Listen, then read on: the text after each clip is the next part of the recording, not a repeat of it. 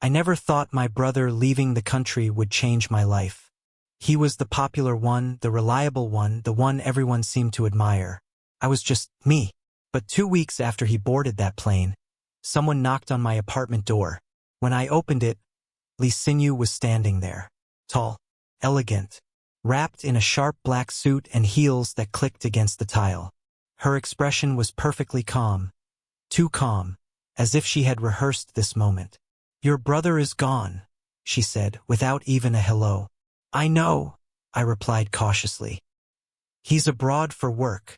I still need him." Her gaze swept over me, cold and calculating. "You'll do." "Excuse me. You look enough like him," she said simply, as if that explained everything.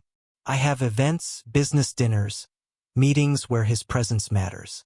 You'll take his place. I'll compensate you generously." Before I could even wrap my head around that, a second voice interrupted. "You're already here, great." Chun Chen, the heiress, practically skipped into the room without waiting for an invitation.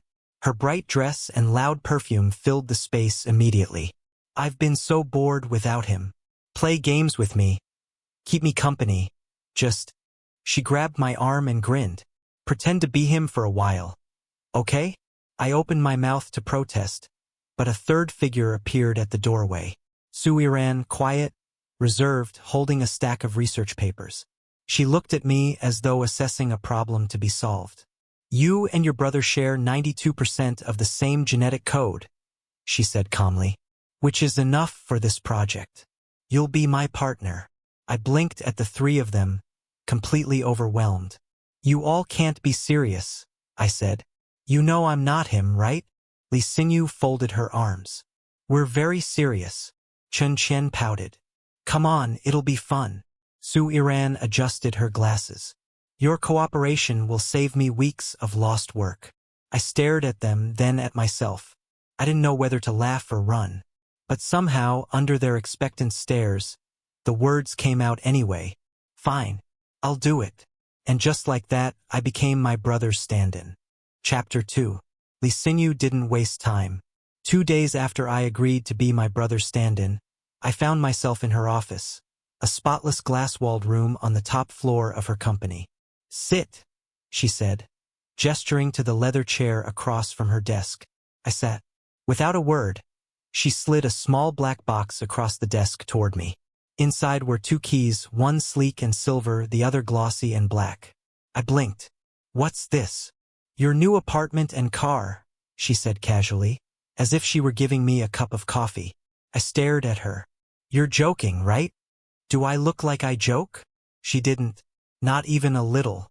"Look, I agreed to help," I said slowly. "But this is too much. This isn't charity." Her tone sharpened just slightly. "You're working for me. You need to look the part. That includes arriving on time, in a decent car, wearing decent clothes, living somewhere that doesn't embarrass me." I opened my mouth to argue, but she was already moving on. "There's a suit in the bag next to your chair," she said, nodding toward a high-end shopping bag. "Wear it tonight. You're coming with me to a business dinner." I frowned. "And what exactly do you want me to do at this dinner?" She met my eyes, her expression softening just slightly. "Smile. Sit beside me. Don't speak unless spoken to. You don't need to be him tonight. Just look like him." That night, I found myself sitting beside Leenu at a private dining room in a 5-star hotel. The table was set with wine glasses and white napkins folded like swans. She was flawless, as always, every strand of hair in place, her lipstick a perfect shade of crimson. As the client spoke, she handled everything, calm, commanding, confident. I said nothing, just as she instructed. But once, during a pause, she turned her head slightly toward me and whispered, "You play the part well."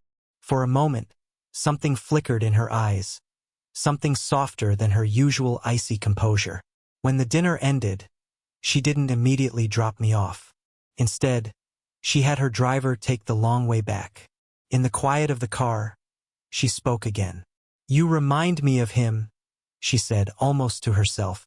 "Sometimes, I forget you're not." I didn't know what to say, so I said nothing. But that night, as I stepped into the brand new apartment she had given me, I realized something. I wasn't just standing in for my brother. I was being pulled into her world, whether I wanted to be or not. Chapter 3. If Leesinu's world was polished glass and quiet dinners, Chun Chen's world was the exact opposite. Colorful, noisy, and a little chaotic. The first time she called me, it was nearly midnight. My phone buzzed. Chun Chen, what are you doing? Me, sleeping, like normal people. Chun Chen, boring. Get up and come over. I'm sending my driver. I groaned into my pillow. You can't be serious. Do I sound like I'm joking? She said brightly, then hung up before I could argue. 10 minutes later, I was in the back seat of a black luxury car being whisked to her penthouse. When the elevator doors opened, I was greeted by the smell of popcorn and the sight of Chun Chen sprawled on a couch in oversized pajamas, surrounded by snack wrappers, game controllers, and at least 3 half-finished drinks. You're late, she said, pouting dramatically. It's midnight, I protested. Exactly. She patted the spot next to her. Prime gaming hour. Sit. I sighed, but sat anyway. She shoved a controller into my hand before I could take my shoes off. Okay, she said. Here's the deal. If I win, you have to sing me a song. If you win, She paused, thinking. I'll buy you dessert tomorrow. That's not really fair, I said. Life isn't fair. Pick your character. And just like that, we were playing. Chun Chen was competitive, trash-talking me at every turn. Ha! Too slow! She shouted as her character beat mine for the 3rd time in a row. Stop gloating, I said, trying not to laugh. You're just mad you're losing to someone in pajamas. Maybe if someone didn't drag me out of bed. Excuses, excuses. She grinned so wide that I couldn't stay annoyed. By the 5th round, I finally managed to win, and she collapsed against the couch, groaning dramatically. Fine, fine, she said. I owe you dessert, but you still have to sing. I like hearing your voice. Before I could protest, she shoved a karaoke mic into my hand and queued up a love ballad on the TV. You're unbelievable, I muttered. And you secretly love this? She shot back, smirking. Somewhere between the 2nd song and the 3rd round of snacks, the night softened. Chun Chen curled up beside me, her head resting lightly on my shoulder. You know, she said quietly, her playful tone gone. You're nicer than your brother. I froze. You know I'm not him, right? She laughed softly, her breath warm against my arm. Of course I know. I'm not stupid. But, she hesitated, looking up at me with a small smile. I like being with you. Don't leave yet. Okay? I didn't know what to say, so I just nodded. And for the first time since I started this strange double life, I wasn't thinking about my brother at all. But Chun Chen wasn't done with me yet. Tomorrow, she said suddenly, sitting up, we're going to the arcade, and after that, bubble tea. Oh, and you have to help me beat the boss in my favorite game. Don't even think about running away. I laughed. You're treating me like a pet project. Exactly, she said cheerfully. And you're not done yet. As I left her penthouse that night, I realized something. Leenu had given me a house and a car. But Chun Chen, she had given me something I hadn't felt in a long time. She made me feel like I belonged. Chapter 4. Compared to Leesinu's sharp sophistication and Chun Chen's playful chaos, Suiran was different, where they swept me along into their worlds. Suiran drew me into hers quietly, 1 page, 1 problem set at a time. The first time I visited her apartment, I thought I had stepped into a library. Shelves lined every wall, overflowing with books and research papers. Her desk was perfectly organized, with pens arranged by color, sticky notes labeled with neat handwriting, and a single steaming mug of black coffee. Sit, she said simply, pointing to the chair across from hers. I obeyed. Without a word, she slid a thick research paper toward me. This is what we're working on. I need you to proofread and check the data. Line by line. I stared at the dense pages full of numbers and graphs. I'm not a scientist, I said. You don't have to be. Just check for errors. I groaned quietly and got to work. Hours passed in silence. The only sounds were the scratching of pens, the faint hum of her desk lamp, and the occasional rustle of paper. At one point, my stomach growled embarrassingly loud. Suiran didn't look up, but she slid a bowl of sliced fruit across the table toward me. "You should eat while you work," she said. "You cut these yourself?" I asked, surprised. "I don't trust takeout," she replied simply. For some reason, that small act of quiet care warmed me more than Chun Chen's cheerful attention or Leenu's expensive gifts. Our study sessions became a routine. Every evening, I'd show up at her apartment. She'd already have tea ready, black for her, green for me. We'd sit across from each other, the quiet between us slowly shifting from uncomfortable to companionable. One night, frustrated after making the same mistake 3 times, I tossed my pen down. "I'm hopeless at this." She raised an eyebrow. "You're just lazy." "Lazy? I've been staring at these numbers for 4 hours. Then stare longer." I groaned dramatically, but picked the pen back up. She didn't smile, but I thought I saw the corner of her mouth twitch. Another night, I caught her staring at me. "What?" I asked. "You focus better than he ever did," she said quietly, almost to herself. I didn't know how to respond to that. "Do you miss him?" I asked finally. She looked down at the paper in front of her, fingers tightening slightly around her pen.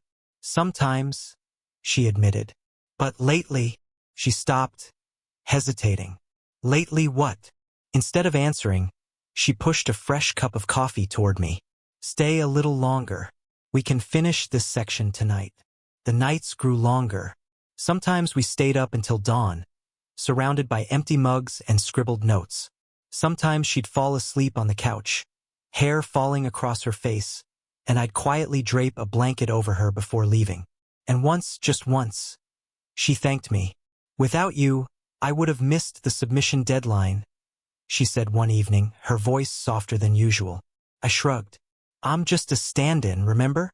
She looked at me for a long moment, then said quietly, "Not always." It was the smallest moments that stayed with me.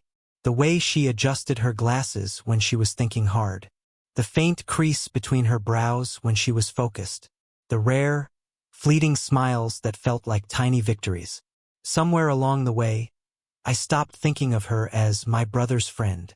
She was Suiran, precise, patient, and quietly kind. And I had no idea what that meant for me.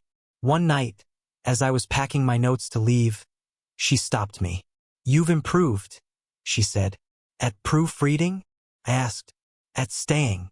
She met my eyes then, and for a moment the air between us felt heavy with something unspoken. I left without saying anything, but my chest felt strangely tight all the way home. By the time our paper was submitted, something had changed between us. Something I couldn't name but couldn't ignore. And for the first time, I was afraid of what would happen when my brother came back. Chapter 5. The message came on a rainy afternoon. My phone buzzed once. "Your brother is back. He'll be home tonight." I stared at the screen, my chest tightening.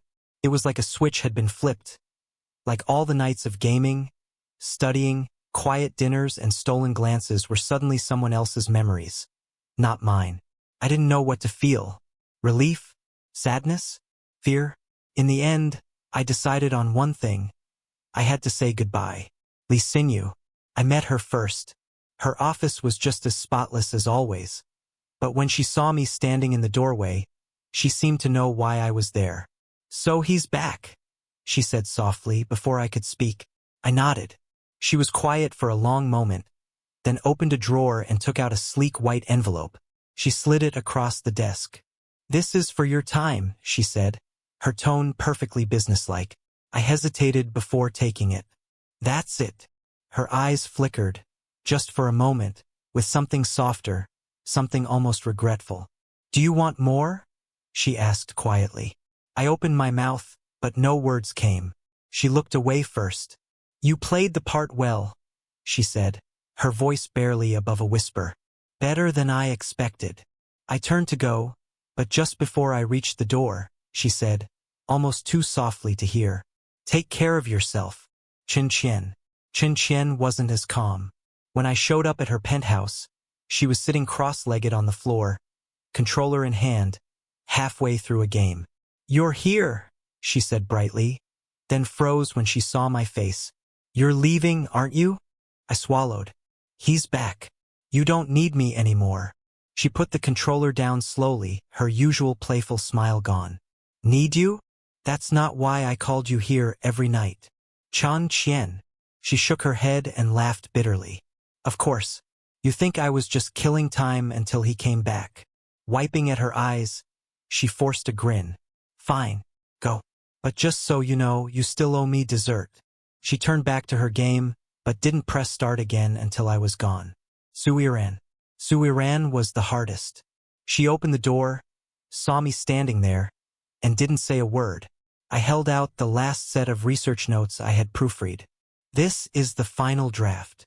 She took it silently, flipping through the pages as if checking for mistakes. "You did well," she said finally. "That's the last one," I said. She nodded, still not looking at me. "I guess this is goodbye," I added. This time, she did look at me, and there was something in her gaze that made it hard to breathe. "Goodbye, then," she said quietly. I turned to leave, but before I stepped out, she spoke again, her voice barely audible. "I hate unfinished work." I didn't look back. If I had, I might not have been able to walk away. That night, I packed my things. The car keys, the suit, the apartment, I left them all behind.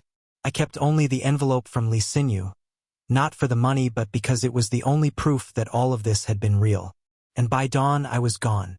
Chapter 6. I left before sunrise.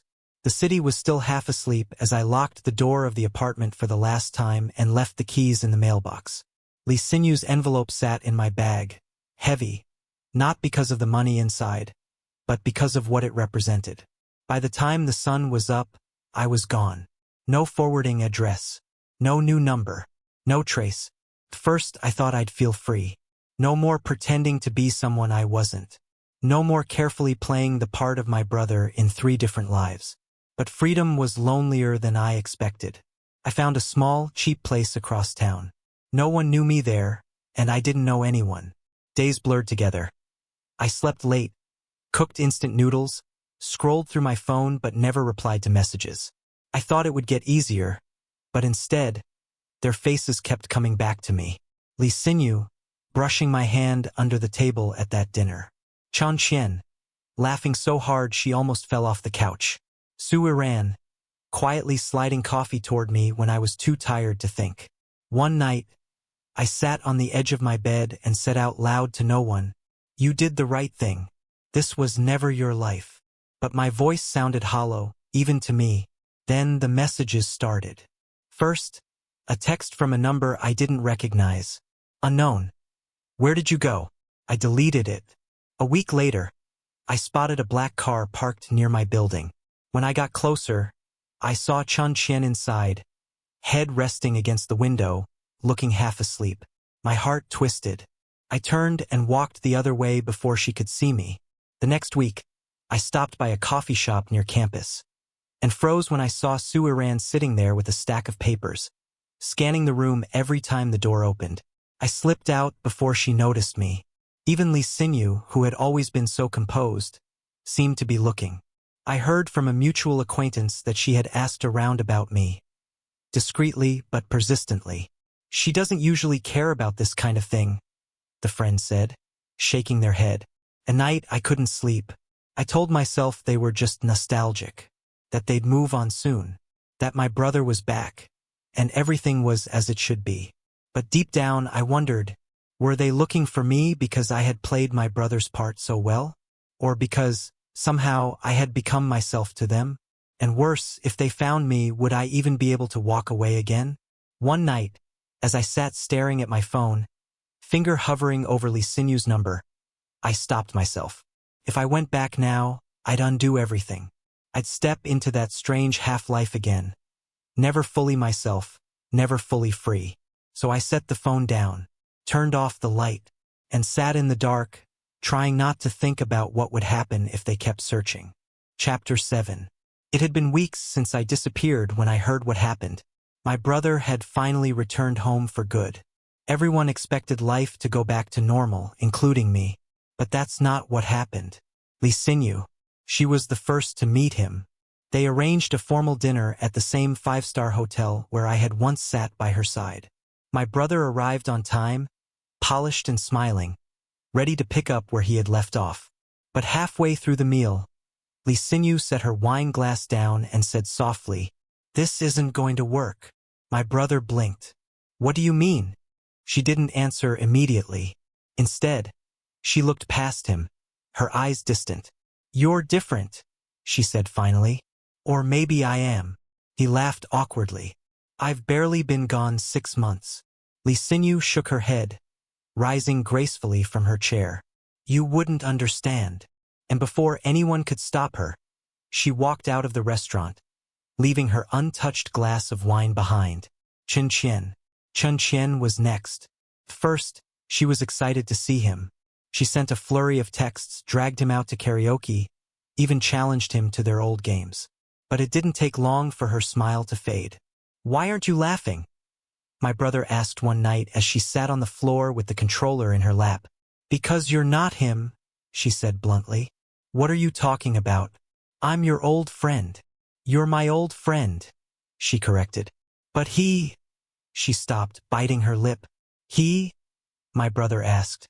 Chun Chen tossed the controller aside, her voice suddenly sharp. "Forget it. Go home." When he tried to call her later, she blocked his number. Suiran. Suiran was the last. She had waited the longest, keeping busy with research, convincing herself that once my brother returned, things would fall back into place. But when they finally sat down to work together again, it didn't feel right. "You missed a decimal," she said quietly after reviewing his draft. He frowned. "It's just one mistake." She stared at the paper, her fingers tightening on the pen. "You never used to miss details," she said. He shrugged. "Maybe I'm out of practice." But she didn't respond. Instead, she set the pen down, folded the paper neatly, and pushed it aside. "I can't work like this," she said simply. "What do you mean? We've been partners for years." "Not anymore," she said. "You should go." And just like that, she ended the collaboration that had taken years to build. The search. That was when they started looking for me in earnest. Leenu quietly asked her assistants if they knew where I had gone. Chun Chen called every mutual friend, demanding answers. Suiran even visited my old apartment, leaving a note under the door that simply said, "We need to finish what we started." But by then I was long gone. The realization. It took time, maybe too much time, but eventually each of them understood. They hadn't been waiting for my brother at all. They had been waiting for me, not the stand-in, not the substitute, me. I never knew about their regrets firsthand. Only through quiet whispers from mutual friends, accidental sightings, and late-night rumors. Sometimes I wonder if I should have stayed, if I should have answered the texts, returned the calls, walked back into their lives. But every time I think about it, I remember the last look in their eyes before I left. And I know it's too late. I had been my brother's shadow. But for a brief, fleeting moment, I became something real to them. And now, I am nothing more than a memory they can't quite let go of. The chance encounter. It had been 6 months since I disappeared. 6 months of living quietly under a different name in a different part of the city. I thought I had finally put it all behind me. Then, one rainy afternoon, I stopped by a small, nearly empty cafe. I ordered coffee, sat by the window, and pulled out a book, trying to ignore the dull ache that always crept in whenever I let myself think too much. The bell above the door rang. I didn't look up at first, but then I heard a voice I hadn't heard in half a year. "You!" I froze. Slowly I turned, and there she was, Suiran. Her hair was damp from the rain, glasses slightly fogged, a stack of papers clutched against her chest. She looked exactly the same, and completely different. For a moment, neither of us moved.